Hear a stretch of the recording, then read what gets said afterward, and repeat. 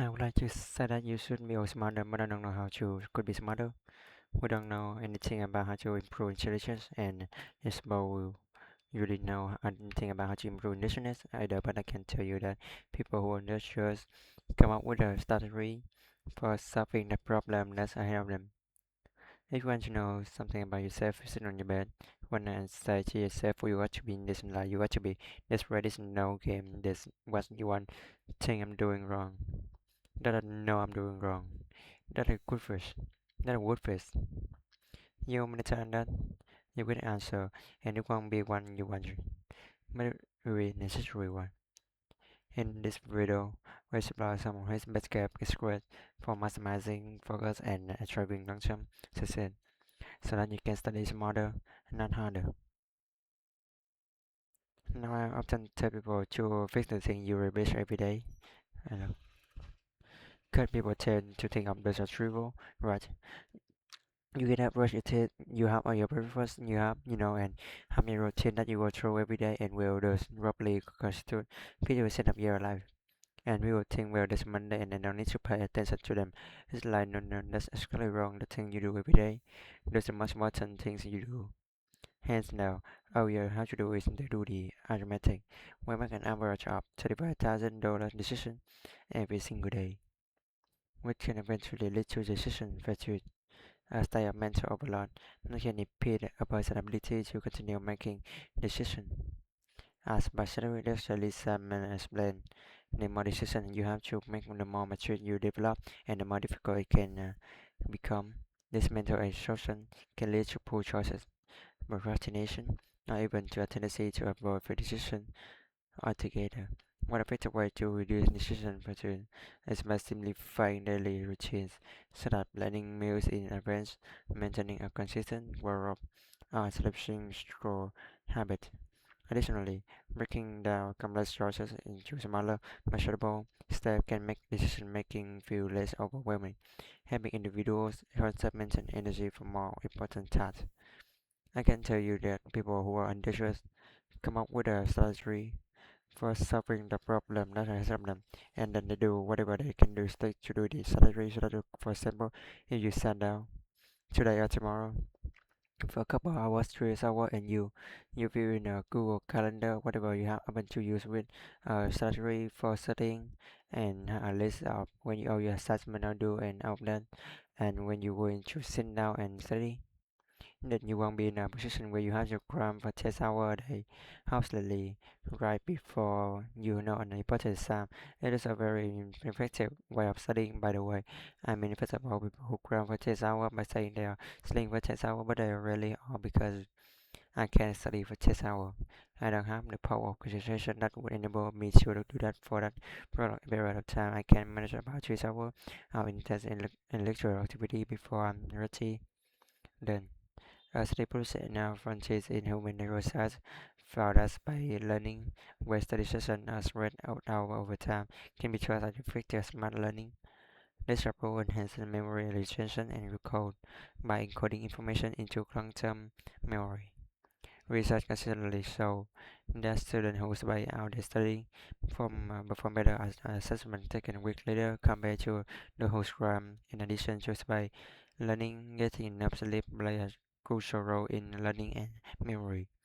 According to sleep deprivation hinders the brain's ability to create new pathways for recently learned information, making it harder to retain the knowledge. And it also the case that if you study and then sleep and then study and then sleep and then study and then sleep, you slow down, then you are much more likely to remember. It also much more likely that you are much more likely to remember if you try to recall the material and start highlighting that sort of things. It's not very useful, but reading, closing the book, summarizing what you have read without opening the damn book, that's useful. And the reason for that is that you're practicing remembering. That's what you have to practice. If you're practicing memorization, you have to practice remembering. You don't just go over the old thing over that will help you recognition memory, but it won't help you recall memory. The best thing you can do is read and write every day. Couple hours every day, write about things You find button and see if you can discover what you believe to be true, and that will be your foundation and unbelievably practical.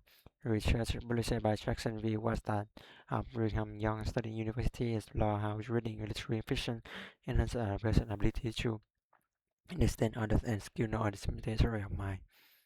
This refers to the human capacity to recognize that others have beliefs and desire different from their own.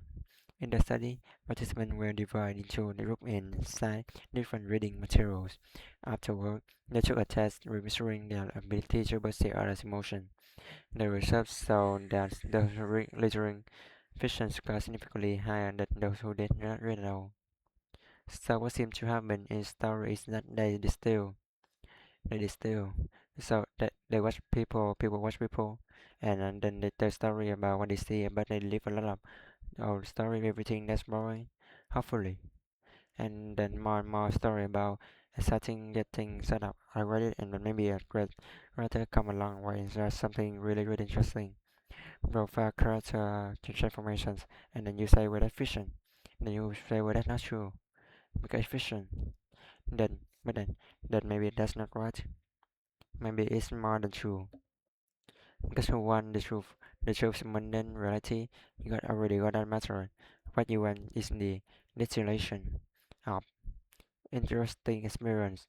And you might think what is interesting? Where the answer is you don't know.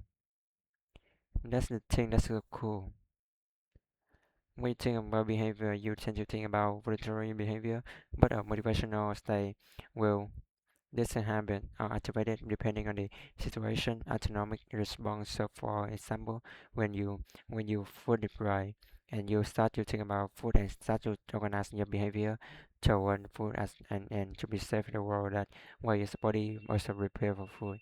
And so it's you food you think about motivated style of macro personality.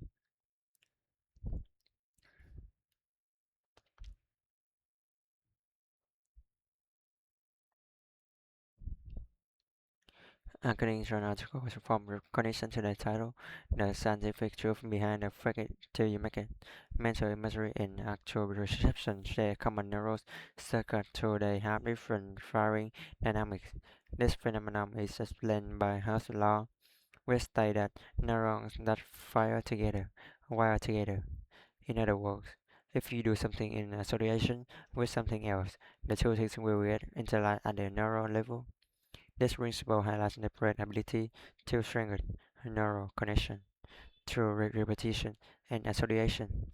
For example, if someone repeatedly visualizes themselves speaking confidently in public, the brain starts to reinforce the same neural pathways used in actual public speaking, potentially improving the their real life performance. Even when you're just walking to where you go to, you are successfully working that your brain track what you are doing. There's circuits that are activated while you are doing it, and if you're doing yourself in the result you desire, then the dopamine flows those the neurons that are active and make it grow and flourish. And so, as you practice something that's working, the circuit that's activated as you are practicing is met in dopamine, and that makes stronger, and that feels good. It's growth. It's part of the positive emotion, and so the positive emotion move you forward, but also encourage you to develop a habit of that practicing. And so, one of the things I would broadly will say is don't make a habit of pushing things that are good for you, because you build that into you. That's what happens if you become addicted to someone to something, will be a little monster inside you grow. That is there is after one goal, just by everything else, not a good outcome. In order to withstand suffering, let's say your life has to have someone meaning. Okay, well, that's mean a bunch of things. It mean that part of why they take you overcome suffering is by making the suffering into something meaningful. And I don't mean that metaphysically. I mean it technically. You make a mistake, it causes suffering. You learn something about it. You don't let if you don't make that mistake again in stuff on adversive rating with tolerance, then 58 participant research found that those encouraged to embrace discomfort feel greater sense of achievement. And what morality to incorporated it was generally ensure that they live life compared to those who were simply instructed to focus on the task. Perceiving negative experience as a sign of process is particularly motivating when positive experience are delayed and discomfort is immediate. This life is suffering and this is like why let something cut you wrong. Who cares? Make you suffer, you care. See if you run our little scream in the world, little action, button, you don't get when you explode. If you choose you burst into time and cry. It's why that it's because you don't know what you don't know what you are know and you don't know what you're doing. It's time for some negative emotion. It indicates that you are wrong. That's terrible in some sense because it's almost away means not to learn. Require pain. Now I don't believe that exactly because people who are curious, and to go out and be curious and to learn new things can be very exciting. And so what it seems to be is that they are right job learning that's too fast and that's not you. That will make you cry.